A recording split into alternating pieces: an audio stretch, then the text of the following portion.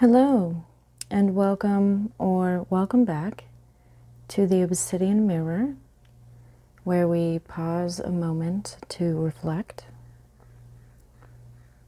Squeaky chair warning.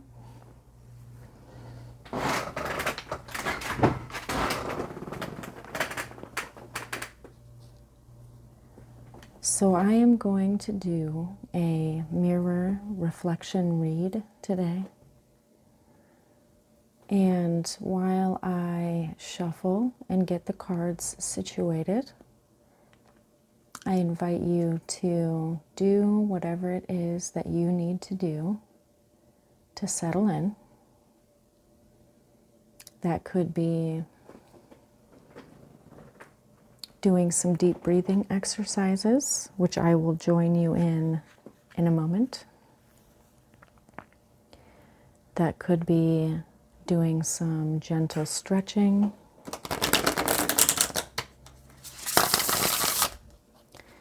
Perhaps working out some excess energy, grabbing a drink of choice,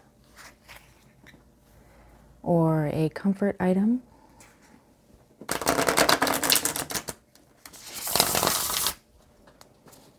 I have a funny story for you, which doesn't feel so funny for me right now, but I'm sure it will later today.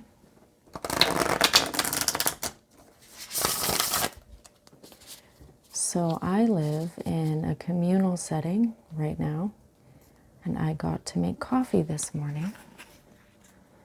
But we were low on grounds and rich in instant coffee.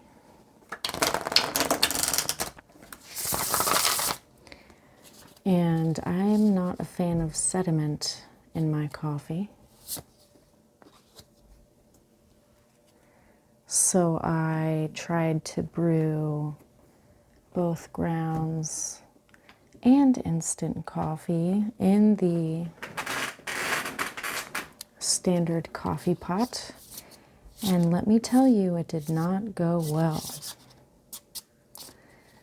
I am starting to laugh at myself about it, so that's good. Initially, I had quite the reaction.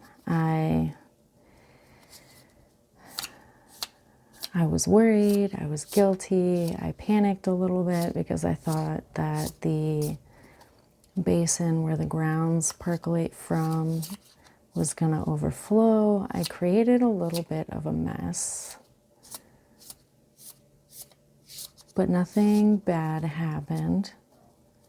And I learned from my mistake, which is ultimately the best outcome if one is going to make a mistake, at least in my opinion. So I won't be doing that again. I have learned my lesson. It is becoming funnier as time goes on, but when I realized what had happened, there was a moment there of mortified panic. Anyway, that's how my morning has been going. The coffee turned out okay. I think it tastes good.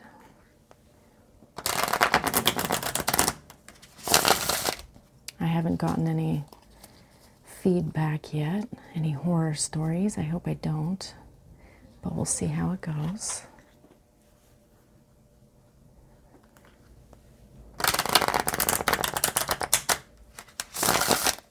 I'm wondering if you've made any very low stakes mistakes recently, something that you can laugh about now, something that may have felt bigger in the moment than it actually was, and how you may have moved through that moment. So if you care to share, feel free to drop it in the comments.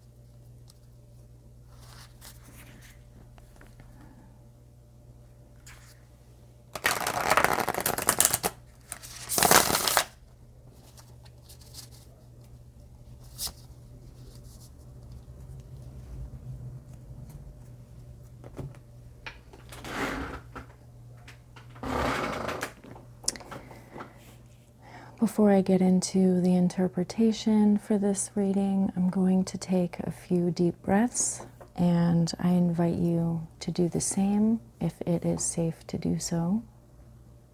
Starting now.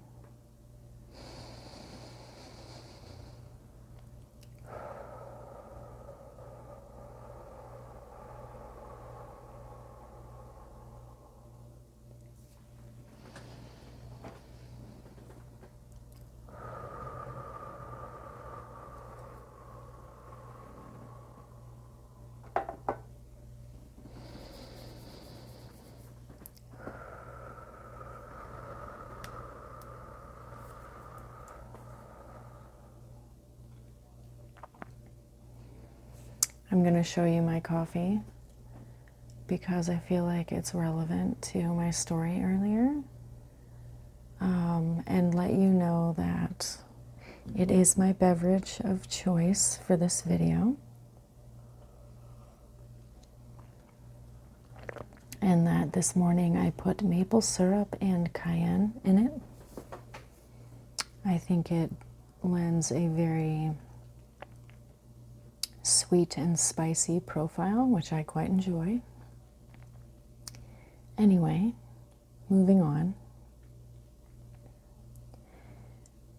As we explore the current internal landscape and potential active patterns, I want to gently remind you to have grace with yourself in this process.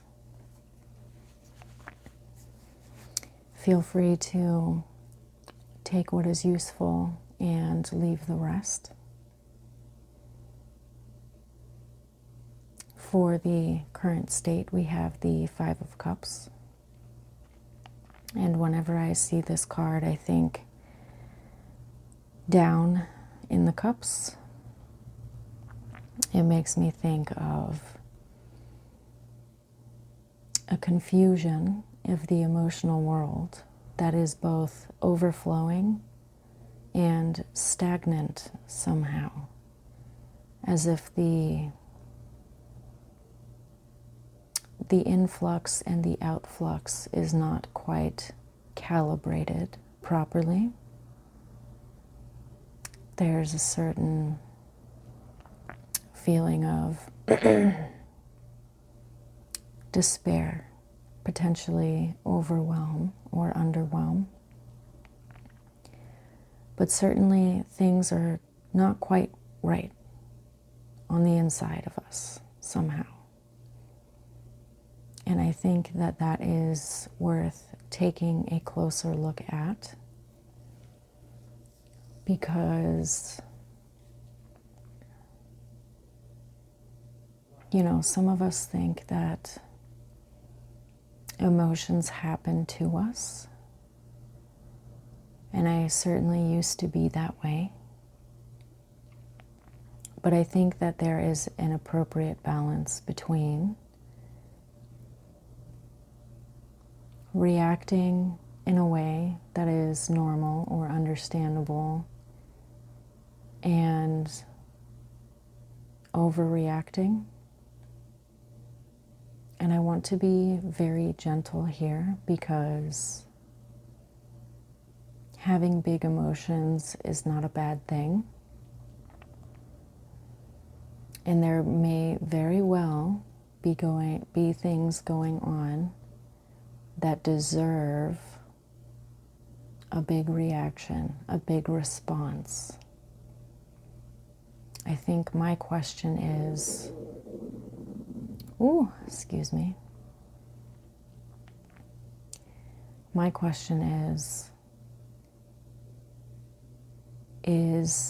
this experience potentially hurting us in some way? Is there somewhere we can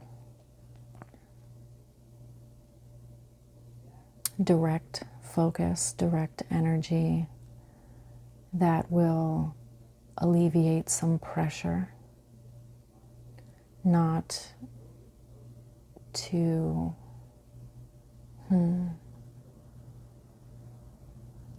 minimize what's happening around us, but to give ourselves compassion as we go through it. Give ourselves grace as we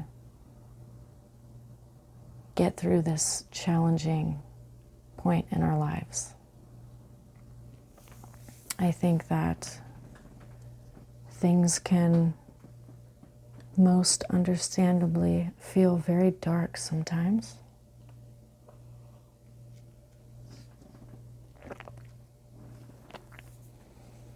And I think that one of the lovelier attributes of the darkness is that it lets us see the light better. And in this card, we have a horse with its head hanging down, looking into the dark, and with just a little tilt of its attention, it would be able to see more light. It doesn't have to change much, just a little bit of perspective. It'll still be where it's at, but maybe the load that it is carrying can become lighter, easier.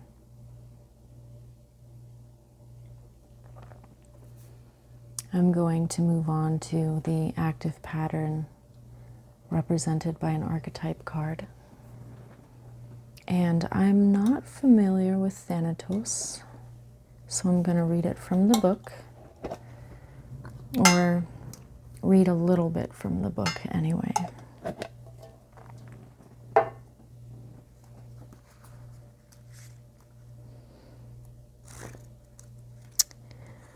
While I locate the readout for this, you might want to wiggle your toes, wiggle your ears, or something else. Take a sip of your water, or whatever beverage you have on hand,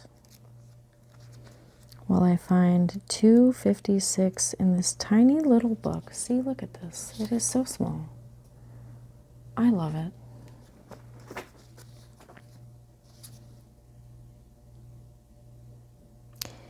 So I'm going to read a little bit, and it says, facing Thanatos, death, leads us to aletheia, truth. So from death to truth, when light, grieving, mourning, bearing witness to all that is, when dark, fear or insensitivity to old age, illness, the dying.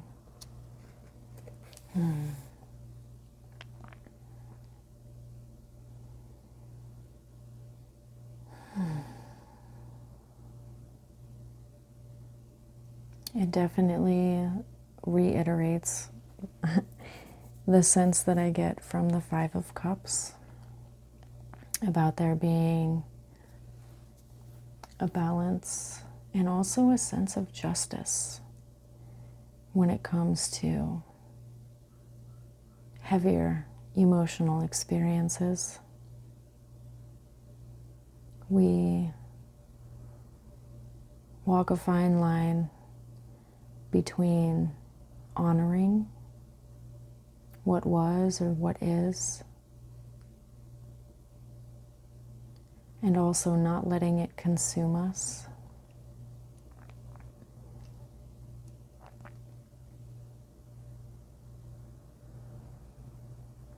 I like the image here because there's spider webs in it, and I adore spiders, and I love their webs. I call them fate weavers, and their webs remind me that everything is linked. Everything, ever, is linked to everything else, ever. It's a little bit meta, maybe. But I wonder if there is an experience, an aspect to this experience that could be seen from a different angle, or if perhaps we are holding on to something because there is a so far unseen link that could help us understand our experience on a different level, perhaps even reshape it.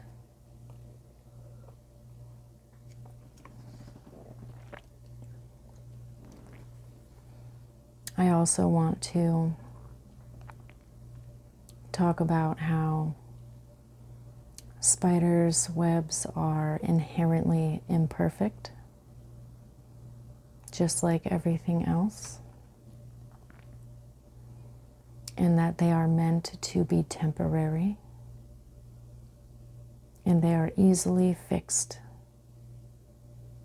If a rock falls through a spider web, the spider does not go around cussing and screaming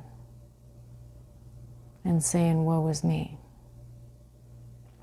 The spider notices the tear and gets to work and gets it done. It's very efficient. Or sometimes it just leaves the tear where it is, and that becomes a new aspect of its greater environment. I'm not sure how this could be relevant for what you're going through.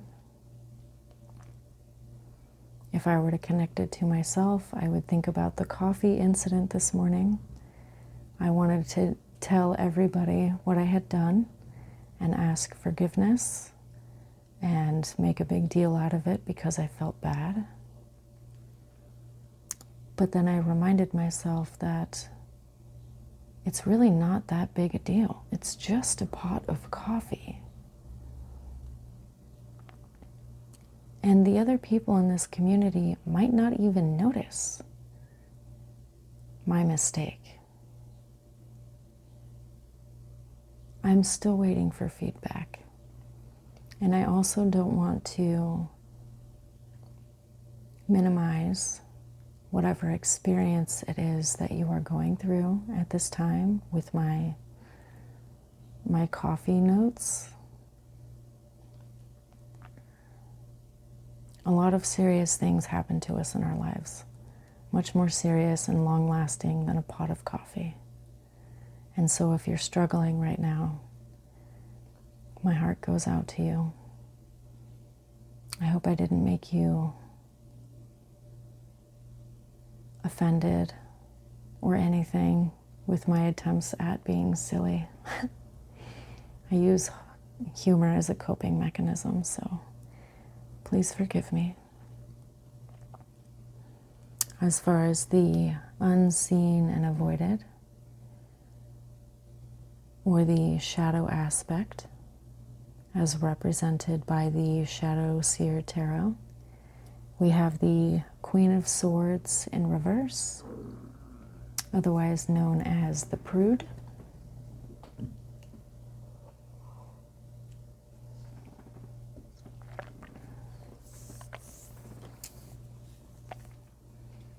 The Queen of Swords brings to mind a nurturer with a particularly sharp intellect,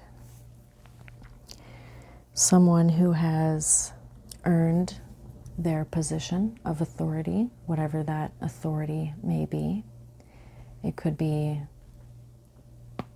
trust and authority in the home, a decision maker.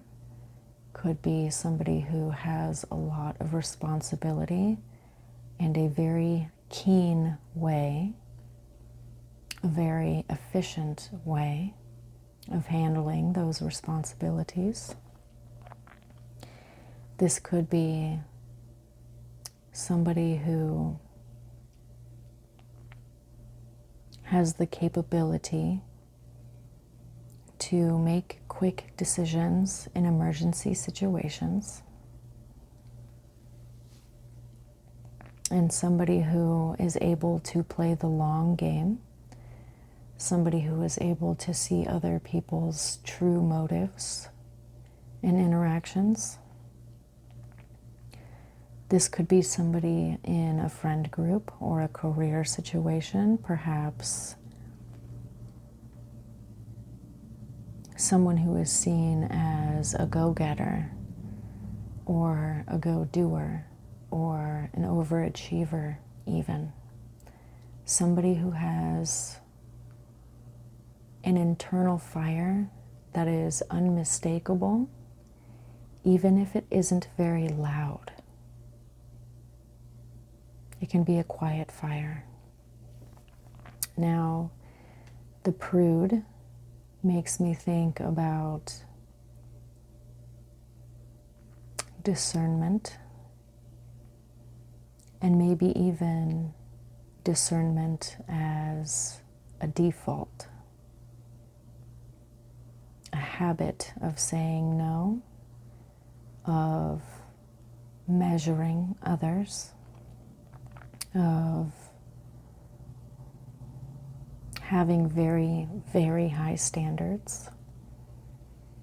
Prudes, in my opinion, can be quite misunderstood, can be quite misinterpreted, especially in the culture that I grew up in.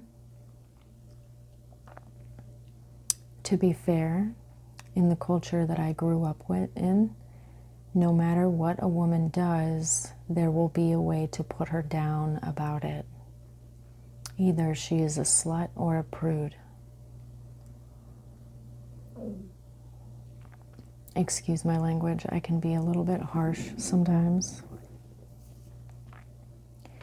In any case, this card upside down gives me the sense of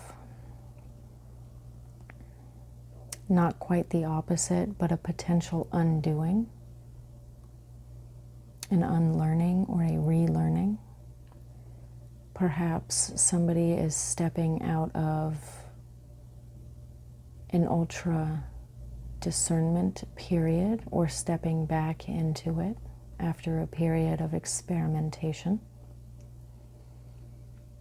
I think that there is the idea of getting to know oneself in a different way by operating in a different mode. So perhaps you're someone who has not had a lot of discernment in the past and is learning how to choose differently now. Or the opposite could be true.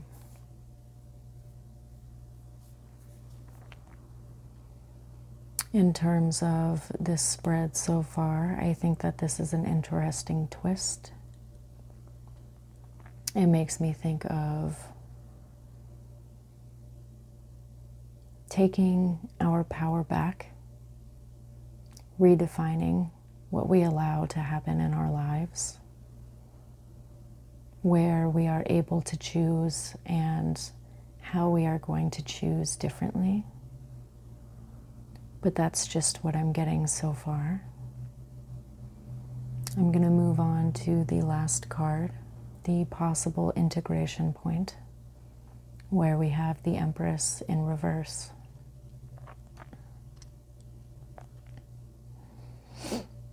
The Empress is sovereign, sure in herself, nurturing. There is an undeniable inner strength, and that too is earned through the knowledge of self. There's an unshakable sense of self in this card.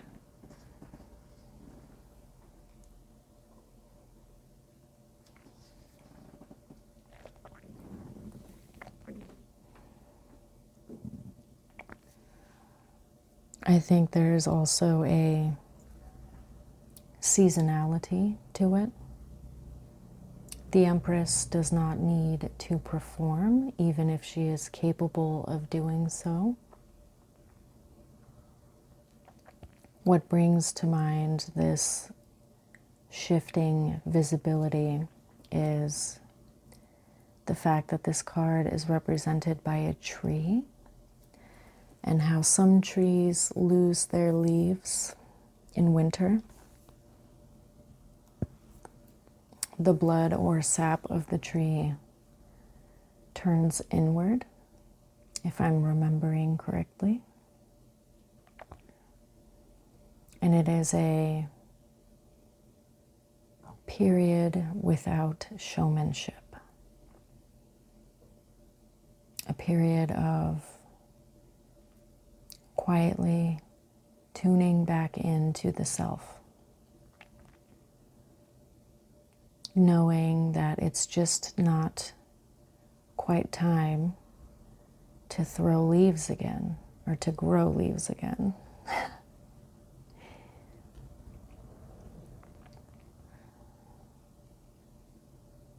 If I were to synthesize this entire spread, it makes me think of periods in our lives when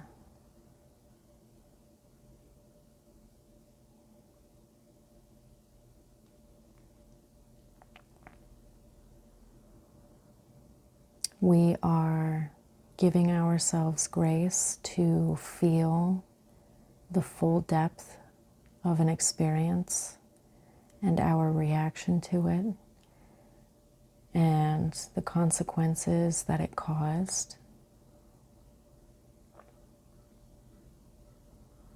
And letting it go. Feeling it to the dregs. And then understanding that it's time to move on now. It's okay to move on now. And I'm not going to hurt anybody by letting this go. It's okay to return to myself and focus on myself for a little while as I sort through these consequences. There may be a redefining at this juncture. How have I changed? How has this changed me? How do I want to move through and move on from this experience in a way that brings me to a state of wholeness again? What do I need to give myself right now?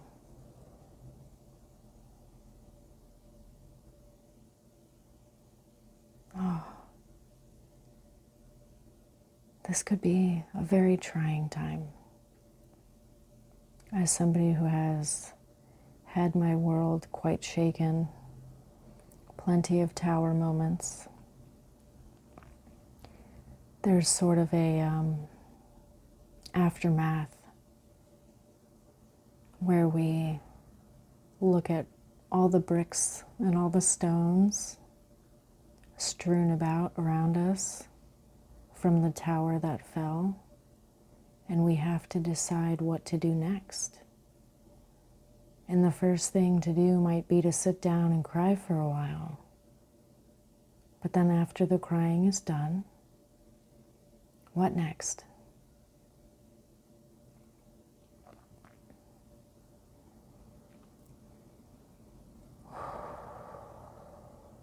I think this is the what next spread. This is a post-tower spread about the aftermath. And I invite you to do whatever it is that you need to do to take care of yourself during this time. That alone can be quite the challenge.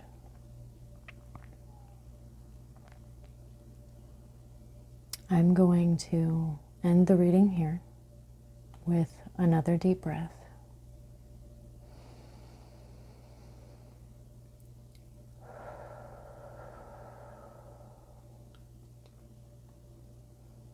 I really hope that you can find some self-care routine to help you through this point, if this reading is applicable to you. Personally, I prioritize rest. I use audiobooks and binaural beats. I get back to basics: hygiene, routine, food. And once I have that established for a little while, then I can think about more. But it's okay to start small and real basic, okay?